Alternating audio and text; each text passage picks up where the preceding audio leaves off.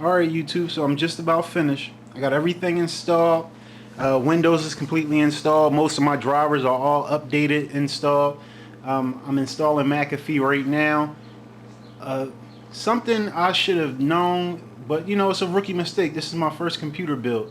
I let Windows install my drivers, and at that point, it's very hard to update your drivers because Windows will always say, "We think you have the best drivers installed already."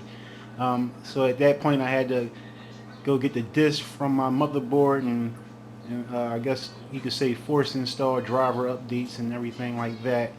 So right now I'm running pretty smooth. I got my Wi-Fi up. The Wi-Fi was the main thing I had a problem with. Windows did not want to detect drivers for the Wi-Fi and it would not install them via USB.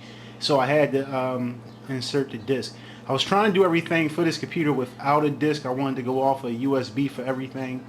But that was just a minor setback. Just a note for all you other new builders like myself. So that's it for now. I'll update you guys. I'll let you know how everything's go. I don't know about all that post results and stuff like that. Not on that level as of yet, but I'm pretty happy.